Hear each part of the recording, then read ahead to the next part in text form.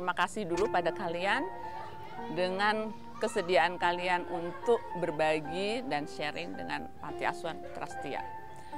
Panti Asuhan Putra Setia ini sendiri berdiri tahun 1931. Jadi secara legal dia dinyatakan sebagai Panti Putra Setia pada tahun 1933. Ini juga atas prakarsa ibu-ibu pejuang pada zamannya untuk membantu mendidik dan memandirikan anak-anak yang tidak beruntung, baik itu anak yatim piatu, baik itu anak-anak yang miskin secara ekonomi, juga anak-anak yang yatim atau piatu.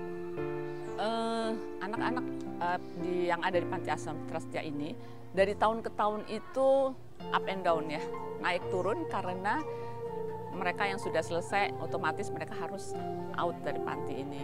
Jadi mereka harus bisa mandiri. Nah, saat ini jumlah yang ada adalah 30. Nah, sementara sebelumnya itu ada lebih dari 30, tapi karena mereka sudah selesai sekolah, mereka bisa keluar dari panti ini. Kegiatan di panti utamanya sih kita memfokuskan di kegiatan yang menunjang pendidikan formal. Jadi kegiatan untuk sekolah-sekolah mereka. Di luar itu memang ada kegiatan non formal, misalnya seperti di olahraga seperti berenang atau voli, bulu tangkis, pelatihan macam-macam. Karena ada pelatihan yang kita fokuskan ke keterampilan, misalnya merajut, kemudian membuat box cantik, kemudian membuat aksesoris, kemudian membuat produk-produk daur ulang. Kemudian juga ada pelatihan-pelatihan secara teori. Jadi misalnya kita juga memberikan pelatihan keuangan, tapi keuangan sederhana ya. Kemudian pelatihan mengenai pemasaran, pelatihan mengenai manajemen, kemudian pelatihan mengenai kepribadian ya, juga mengenai bagaimana kita berbicara dengan baik. Alhamdulillah bahwa hasil-hasil yang mereka buat adalah laku ya di luar. Memang kita tidak pasarkan secara pasar gitu, ada toko atau dan sebagainya, tapi donatur yang mereka datang ke panti, mereka umumnya membeli. Seperti aksesoris, kita pernah menjual aksesoris itu dalam 3 bulan kita bisa menghasilkan 7 juta lebih. Jut juga demikian.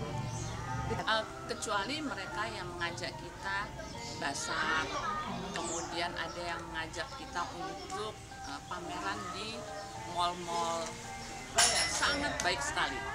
Karena satu hal yang pertama kali saya datang ke sini, anak-anak tuh masih fokus betul-betul hanya di sekolah, hanya di pendidikan formal. Sementara kita tahu bahwa kondisi sekarang mencari pekerjaan itu tidak mudah, sehingga saya berusaha untuk memotivasi anak-anak tidak lagi menjadi job seeker, tapi menjadi job creator. Bagaimana mereka bisa menciptakan pekerjaan dengan keterampilan yang mereka dapat, sehingga saya berusaha untuk merubah the way of thinking dari anak-anak, bahwa pekerjaan itu tidak sebatas di kantor, tapi pekerjaan itu bisa kita ciptakan. Dan ini step by step rupanya sudah mulai masuk. Memang tidak mudah ya, karena mereka kan dibesarkan dengan cara yang berbeda. Nah, ini yang sekarang sedang kita coba dan kita rintis dengan adanya Saku. Mau tidak mau ini sangat membantu di dalam kreativitas anak, terutama ya kreativitas anak, sehingga anak termotivasi nggak, oh ya saya harus buat ini, oh saya harus buat ini, karena ada Saku ini. Dan kedua, si anak-anak jadi tahu bahwa apa yang dia hasilkan itu memberikan hasil. Sementara ini kan mereka enggak. Dengan mereka memberikan hasil, mereka akan berusaha terus sebaik mungkin dan sebanyak mungkin. Ini yang kita inginkan. Saku itu menjadi alat motivasi anak. Jadi tidak sekedar hanya sebagai pasar, tapi sebagai alat untuk memotivasi anak supaya semakin kreatif dan semakin smart. Harapannya jelas bahwa Saku ini bisa membesar, bisa baik, bisa berkembang, sehingga anak-anak juga ikut terbawa untuk berkembang. Karena dengan Saku ini kreativitas. Saya selalu bikin kreativitas karena kreativitas itu perlu sekali untuk anak. Era sekarang tanpa kreativitas masih.